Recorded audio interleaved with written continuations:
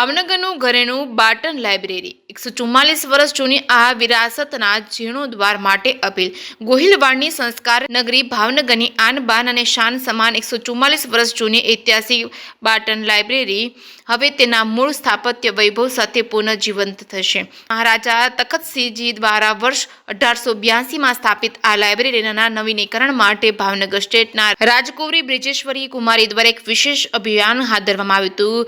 ગોથકી શૈલી અને રાજુલાના પથ્થરોનું અદ્ભુત સંગમ અને દિવાનપરા રોડ પર આવેલી આ લાઇબ્રેરી યુરોપિયન, ગોથિક અને ભારતીય સ્થાપત્ય શૈલીનું બેમૂન ઉદાહરણ છે. રાજુલાના સેન્ડ સ્ટોન અને ચૂનાનું ચણતર અને બર્માના ટીકવુડના ફર્નિચરથી સજ્જ આ ઇમારત આજે પણ સંસ્કૃતિની સુવાસ ફેલાવી રહી છે. આ લાઇબ્રેરીમાં હસ્તપત્રો અને દુર્લભ ગજેટ સહિત 88,000થી વધુ પુસ્તકો અમૂલ્ય ખજાનો સંગ્રહિત છે. સમયના વહેણ સાથે જર્જરિત થયેલી છે. આ ઇમારતને અડીખમ રાખવા માટે બ્યુટીફાય બાટન કાર્યક્રમ અંતર્ગત પીડી લાઇઝ ઇન્ડસ્ટ્રીઝ અને કેબી ઇસ્પાત જેવી સંસ્થાઓ આગળ આવી છે અને અમદાવાદની સીએપીટી યુનિવર્સિટીના સેન્ટર ફોર હેરિટેજ કન્ઝર્વેશન દ્વારા વૈજ્ઞાનિક ઢબે રિનોવેશન શરૂ કરવામાં આવ્યું છે, જે જૂન જુલાઈ 2027 સુધીમાં પૂર્ણ કરવાનું લક્ષ્ય છે. તે બાટન લાઇબ્રેરી ટ્રસ્ટના કૌશિકભાઈ ભટ્ટ, હિરેનભાઈ મહેતા, ભાવનગર સ્ટેટના રાજકુંવરી બ્રિજેશ્વરી દેવી ગોહિલ તેમજ હર્ષાબેન રામિયા તેમજ અમિતભાઈ લંગારિયા વગેરે દ્વારા લોક ભાગીદારી માટે નમ્ર અપીલ કરવામાં આવી છે. આ ઐતિહાસિક ધરોહરને આગામી 50 થી 75 વર્ષ સુધી સુરક્ષિત રાખવા માટે રાજવી પરિવાર અને ટ્રસ્ટી મંડળ દ્વારા ભાવનગર નગરજનો અને પુસ્તક પ્રેમીઓને આર્થિક સહયોગ આપવા વિનંતી કરવામાં આવી હતી.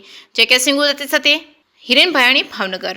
નમસ્તે, મારું નામ બ્રિજેશ્વરી છે. આજે અમે બાટન લાઇબ્રેરીમાં એક પ્રેસ કોન્ફરન્સ રાખી હતી અને જે બાટન લાઇબ્રેરી છે ભાવનગરનું એક ઇતિહાસ જ છે અને આ લાઇબ્રેરીનું હમણાં રેસ્ટોરેશનનું કામ જે બીજું ફેઝ છે એ સ્ટાર્ટ થવાનું છે. હું બસ ભાવનગરના લોકોથી એક જ આશા રાખું છું કે આપ બધા અહીંયા આવો, અહીંયાના લાઇબ્રેરીના વાંચનનું લાભ લ્યો અને જે પણ આપને સુવિધાઓ અહીંયા જોઈએ છે, સ્પેશિયલી યુથને આપને જે પણ સુવિધાઓ અહીંયા જોઈએ છે આપ અમને કહો અને અમે એવું જ જોશું કે અહીંયા જે લાઇબ્રેરી છે આ બધા યુથ ફ્રેન્ડલી લાઇબ્રેરી બની શકે અને આપ બધા અહીંયા આવીને રિસર્ચ કરી શકો અને અહીંયાના સુવિધાઓનો પછી લાભ લઈ શકો.